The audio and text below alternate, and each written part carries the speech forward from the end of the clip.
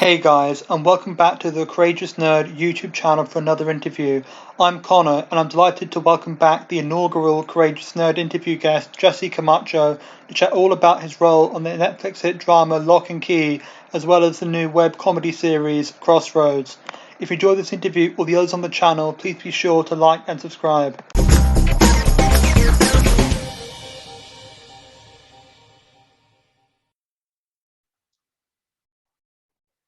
So welcome back, Jesse, and thanks for taking the time to speak with me again.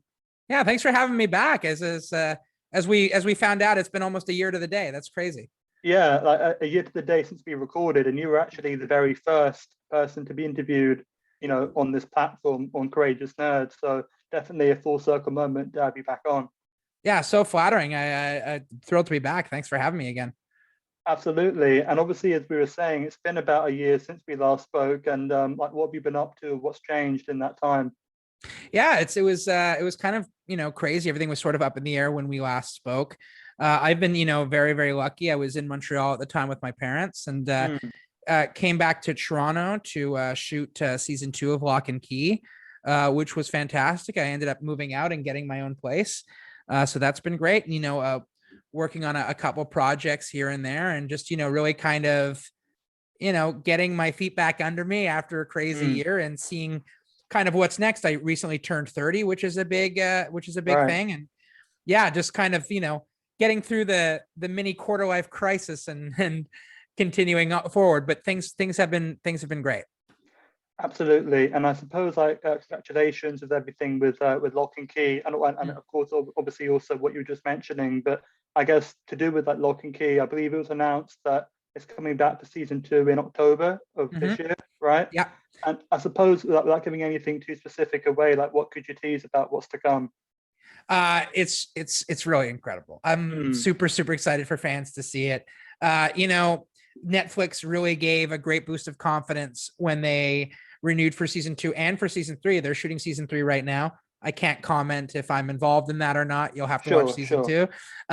But I would say it's everything that you loved about season 1 ramped up to 11. The scripts are crazy intense. It's scarier. It's funnier. It's more tragic. It's darker. All those fun things. And I guess for like a little tease, I got to I think I could say like what was cool is I got to work with certain people that I didn't get to work with in season 1. Yeah. And that's really cool. Yeah, and I suppose like when we last spoke, I think if I remember correctly, you were kind of saying with the pandemic, and there was like questions about when you would actually get to go back on set to film Right. season 2. But I suppose like when you did get back, how did like COVID affect production and stuff like that? Yeah, so it was a pretty like I use the word intense. It wasn't intense for the actors, but it was pretty intense for the crew. But it was interesting how kind of quickly it became the new normal. So Right. basically, we were on a three tests a week routine, which is we would go in on if you worked that week. Because myself, I'm sort of sporadically on the show, but Yeah. when I would work, I would go in on Monday, Wednesday, and Friday, and I would get not the really deep test, not the really deep nose swab, but kind of a light nose swab. And if you didn't hear anything, it means you were negative. And obviously, if you heard, you were positive. And the crew all wore masks and gowns and goggles and like gloves and stuff. And the cast, we had these kind of face shields that we Right. wore. And only really the cast when we were shooting were we allowed to take them off. And it was a process that worked, and from what I understand is still working. There were a couple, like I don't even know who it was, so I even if wanted to know, I couldn't say. There were a couple like isolated cases, I believe, but Right. we never had an outbreak. We never had to shut down production. Um, the closest I mean, I can talk about this. The closest thing, I guess, for me was I actually, right after we wrapped season 2 and I got my Right. first dose, I actually caught COVID. Oh, Um, okay. but I was, super lucky. Luckily, Yeah. whether I was on hiatus or whether I was actually done with the show, I won't say, but luckily it fell in a window that was okay. And it was super mild for me. Like I was incredibly lucky. I lost my sense of smell. I had a head cold for a week and I was fine. But yeah, we were very blessed, but it was intense, but it was worth it. and the crew deserve all the praise for that. They really do. Yeah, and that's definitely been like a through line with people I've spoken to. Obviously, not all from the same show or same production, but definitely there seems to be the consensus of that. The crew are definitely putting in like the effort to try and maintain the protocols and keep everyone safe. I think that's definitely something to respect and shout out. Definitely. For sure. Actors can be a little pampered, so it definitely wasn't as intense for us, but definitely every day I felt safe, which is really impressive, because going into it, I was like, I don't know how this is going to go, but they made us feel really, really safe. Yeah, and I know you mentioned on season 2 that you get to work with people you didn't get to work with as much in season 1, and obviously like not trying to get any like spoiler out of that directly. I know that, for example, like Brendan Hines has joined season 2, and then Aaron Ashmore, Halia Jones who were there in season 1 and our regulars. So like, how would you say that these changes have affected the on-screen like character dynamics in the show? Well, I mean, I guess Brendan was probably the one that was the most unknown, and I think I can mention too. She just announced it. My friend Leisha Mayboom has also joined the show as a character named Abby. I can't say more than that, but she's wonderful. I think what's so great about Locke Key is that everyone just loves being there so much, and it's just having so much fun. I said this, and I felt like people thought I was being political about it, but it's true. Everyone loved each other and had so much fun that, like, I would like to think for Brendan and Leisha that coming in, like, they just melded right into that. Like, it's weird for me now to think about season 1 without those two, because they just so effortlessly fit in. I mean, for Halia and Aaron, Halia is obviously one of my closest friends, and I love her. They were already on the show, so it was just getting to see more of them. And I think everyone's going to really like the stuff that they have for everybody, but Halia and Aaron, it's really great. And Brandon's, it's wonderful. It's really, really cool. For sure. And it's actually kind of like a weird thing to think about with, like, I mean, I guess with any show, because obviously, like Doug, your character wouldn't have any reason to interact with like Aaron Ashmore's character, but obviously, you'd all have kind of that interaction behind the scenes, which I think sometimes people might not realize that, because they might think everyone's just separate with their own storylines. But I mean, is there anyone you want to have more scenes with? Obviously, I mean, let's just pretend that you haven't done season 2 yet, and you're looking off of what you know from season 1. I mean, that's really tough. I mean, from a personal standpoint, I always love working with Halia, because she's like a dear friend. But I'm a big fan of Aaron's. I think that he's the coolest dude, and the way he carries himself on set, and all that stuff. I just really admire him. So I would love, or did love, any opportunity that I get to interact with him. Another one from season 1, and I obviously can't get into if or like she had any involvement or whatever, was Liza, who played Dodge, is wonderful. But one thing we do know about Dodge is that they can take many different forms. So but really, like, Aaron's Darby too, obviously Darby and Jackson and oh god, Connor. Like, it's such a stacked group. But someone that I've always really looked up to since before the show was Aaron. So any opportunity to either work with him or just sit on set with him and talk to him, I really, really loved. Absolutely, yeah. And you kind of segued perfectly into my next question with the whole like concept of Dodge having all these different forms, because I know anyone who hasn't finished season 1 and you're listening to this, like, maybe skip past what I'm about to say, but obviously there's a reveal of Gabe at the very end of season 1, and like, obviously Gabe and Doug would be in that same like friendship group, but like, do you think, I mean, I doubt Doug would suspect directly or Gabe is a demon, but like, do you think he has any reason to think maybe there's something off with this guy, maybe he's up to no good? Or do you think you just think he's on the level? Yeah, I think that especially where we've left them off in season 1, like the last time you really saw the Savinis, obviously things were pretty contentious with Kinsey, because she'd let us into the cave and we lost all our equipment. And I think that Doug's priorities maybe weren't, Doug doesn't know about the keys. He doesn't know about magic. Yeah, sure. So, whether or not that's still the case, I can't say, but I would definitely think that, whatever Dodge is planning, whatever their long-term goal is, eventually, they're going to have to make a move that's evident. So, whether it's Doug or someone else on the show, I definitely think we're going to be in for a real big treat in terms of when and if things come to light.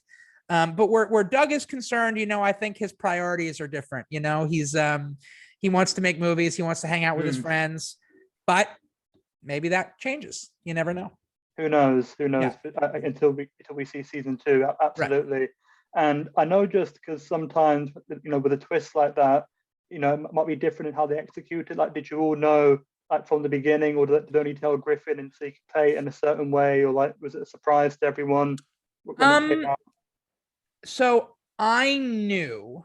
Right. I'm trying to remember how I found out. It was not a widely known thing, right? But there were whispers, like people knew. Yeah. And Griffin knew the whole time. It was not Griffin who told me. Yeah. Yeah, okay. It wasn't Griffin who told me, because I remember asking him about it one day, and I could tell he wasn't sure whether or not other people were. So he was like, "Oh, I don't know. Oh, maybe." And then later on, when it was like, when I told, he's like, okay. He's like, dude, I don't know, who knows? Like, they told me. And, the directors would like pull Griffin aside and like whisper a note in his ear, like, hey, maybe give like a weird look at that line that we can play back later. That's a bit of a clue. So not everyone knew, but I feel like there were whispers about it. Yeah. Yeah. I think Amelia knew. But I could be wrong on that. But yes, I knew about it. Yeah.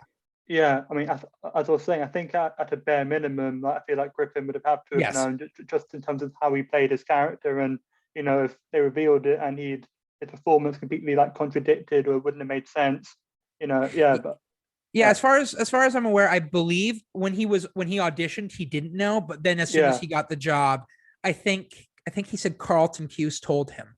Right. But he knew by the time he got to set. Yeah. Yeah.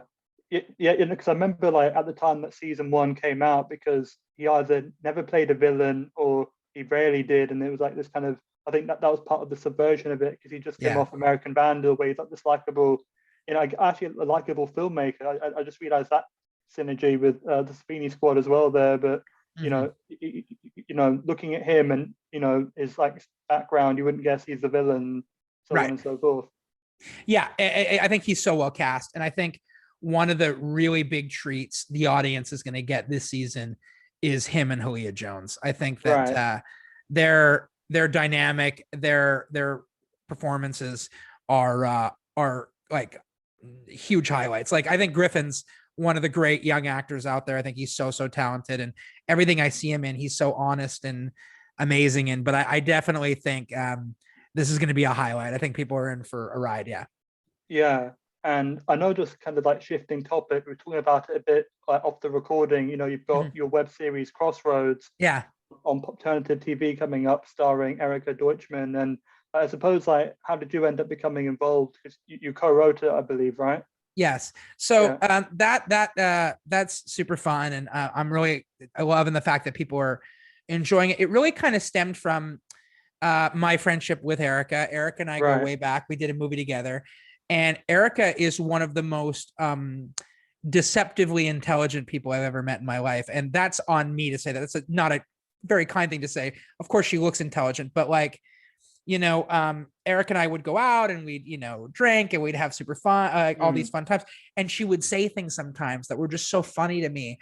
And then at the same breath, she'd be like, oh, by the way, would you mind reading my biology paper for school? And I would be like, oh my God, this girl's a genius. Like, she's just so incredible. And for some reason, that even though she wasn't doing it on purpose, it made me thinking about personas and social media and like all this stuff. And her and I were big fans of The Office, and the both British and American, and also The Comeback with Lisa Kudrow and all this stuff. And how the role of social media is playing in the world today, and like how I think some people on Instagram think just because they're like beautiful that they should be famous. Right. Yeah. And we were like, well, what if we had this almost, whether it's David Brent, Michael Scott-ish delusional person, Yeah. who thinks that she's a famous actress and she's not, because she's like really pretty. And, Erica Rhodes in our mind does have talent, but, and she's come from a place of privilege. So it's also a look at privilege and like all these kind of fun things. And Erica was so good at improvising stuff at the bar and like tapping into that. And I said, well, this is a show. Like, and then we kind of spitballed it together, and like I wrote a draft and then I would send it to Erica and she would like reconfigure things. And at first it was really just us fooling around and, having fun. We said, let's just shoot it. Let's see what happens. So we got approval from ACTRA and we shot it, and it kind of sat around for a little while, but then, we kept getting more fun ideas. And then Peter said he was looking at Popternative. He was looking for, content. He wanted to branch out into fictional content. And so we sent him this thing, and now we're kind of back at, the place of planning more stuff. But I think it's a really topical thing, and it's only getting more topical the bigger these social media platforms get. Yeah, absolutely. And obviously just because like you and Erica co-wrote Cross Rhodes, and also Erica plays like the fictional Erica, so we say there's like a difference in like your guys' relationship with Erica Rhodes, because obviously she also plays a character, whereas you wrote it but didn't obviously play it. Yeah, definitely. And I think that I call it like everything that I would write would go through the Erica filter, meaning like I would send it to Erica, and Erica was so good at like taking a line and just turning the phrase slightly and putting emphasis on certain things, which is good. It also means that she really didn't need much direction. I mean, we didn't really have a director. It was really me, her, and our great friend Dan Lemoyne, who basically did everything technical. He's an angel sent from heaven. Holly DeVoe, who's also in the episode, who plays her best friend, she directed it, and she was wonderful. And her and Erica are really, really tight too. So she knew how to kind of, I guess the word would be guide, because Erica was really just on point. Like no one gets this character more than she does. And but Holly and her made a great team. But it was an interesting dynamic for sure. And I know obviously that some people listening may be aware, I've also spoken with Erica about this, and something that she mentioned to me was that you actually like filmed this quite a while ago, and obviously as you were saying, trying to find the right place to put it. So like from your perspective, like which way around did you do this and then season 1 of Locke Key? Like what came first out of those two? This came first. I did this I think maybe about I don't know if it was a full year, but in that neighborhood before I booked Locke and Key. And then it just like, unfortunately, we're so ignorant to this side of it. We just didn't know what to do with it until Peter gave us this platform. And now we've shot another episode. We're writing more, and we're going to see like kind of what comes of it. Yeah, because I was going to ask, and now that I know which way around it was, like, did you kind of appreciate the change of pace or genre? Obviously, they couldn't be further apart thematically, but I mean, was that something you kind of picked up on? I guess if you did Locke and Key second of the two, like when you did that. Well, the tone was one thing. I mean, on Locke and Key, especially, my stuff is more on the humorous side. Sure, that makes sense. So there is a bit of that still in there, pending season 2, which things will duck and weave and change. But the thing I noticed more was obviously the scale. Like with Erica Rhodes, Erica, Holly, Dan, and myself really kind of worked hard and worked obviously on our days off. And Dan is super busy, and Holly's like the successful actress, and so is Erica. I was really the one at the time that wasn't doing much. So just kind of getting together, having no crew, no money, like shooting this thing purely out of love for it, and just laughing together and having fun it was hard work, but it was really rewarding. Whereas, obviously Locke and Key, I go and it's like huge sets and all this money, and like get to have fun and only really have to worry about what my job is, which I always say on Locke and Key, my job is to not slow down the rest of the cast and the crew. So it was just a really different kind of responsibility, but both equally rewarding. Yeah. And just again, that's something that Erica brought up when we spoke about like the future of Cross Rhodes going forward. Is that she mentioned that, at least in her mind, that she like saw maybe you making a physical appearance in it at some point. Is that something like that you can confirm that you're planning on doing, or like what's the definitely that? I think that I can say with 100% certainty that that I'll definitely appear on it if we get a chance to continue. I would love to. I love working with Erica. I love that world, and just like being like performing with her when she's playing that character is just so much fun because she can just slip in and out of it. I think she called it her alter ego. I think she's not giving herself credit. She goes, "Oh, I'm kind of similar to the character." I guess she is technically, but Erica's very different from Erica Rhodes because but just seeing her do it, it's just really fun working with her in that way. So yeah, I would definitely not rob myself of the experience of being in it and getting to work with her on it. Absolutely. And just because you kind of mentioned it there, that it kind of occurred to me, is there a reason why you decided to keep Erica's real first name for the character, or so like a reason behind that? Yeah, that's a great question. I think it was probably just built out of just writing it and just being like, oh, we'll call her Erica, and then it kind of just stuck. And the Rhodes part of it, I mean, this is just really silly. It was because we liked the name Cross Rhodes. So we were like, oh, let's call her Rhodes and let's spell it differently. And Erica Rhodes kind of just fell. And then we like put it on a resume shot of hers one day. We're like, oh my God, this is great. And kind of fell in love with the name. But I think the Erica aspect of it was, I think, we were kind of hoping when we shot at the time that we could blur the line a bit and people might think she actually is this person. Oh, right. Yeah, fair enough.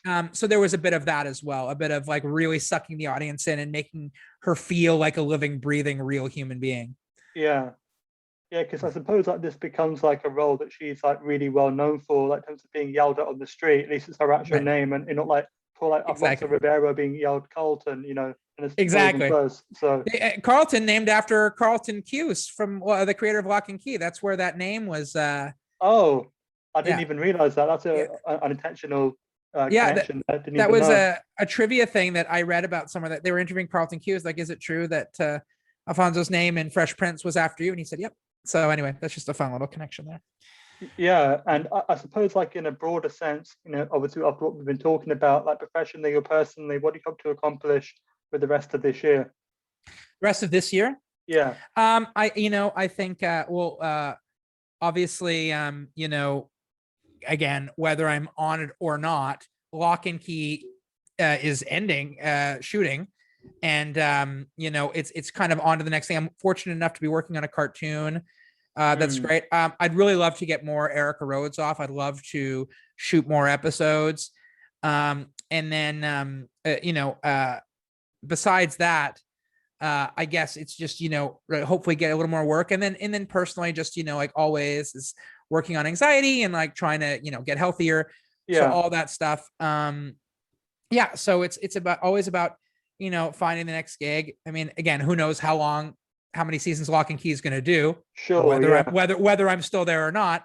And about, finding that next thing and just keeping my head above ground, and creating. I always love creating things. And that's why Cross Rhodes has been so much fun for me. Yeah. And I suppose then, because obviously I've asked like you to tease a bit about, the two things. And I suppose like that's like the last like pre-prepared question I've got to kind of like round this off. Like, what would you want to say more of like as a sentiment, maybe to the people watching about making them? Like, how's your experience been in that sense? In terms of creating things? Yeah, sure.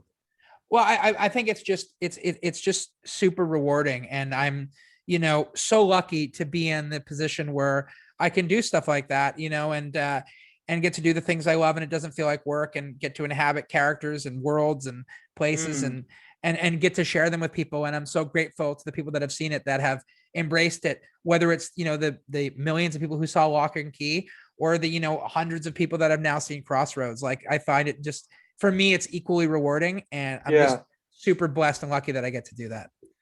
Yeah, and I guess just to say then, best of luck with Locke Key going forward. I mean, obviously you've mentioned a few times like whatever your involvement is going forward, without being too spoilery about it, and with Cross Rhodes and with your other projects.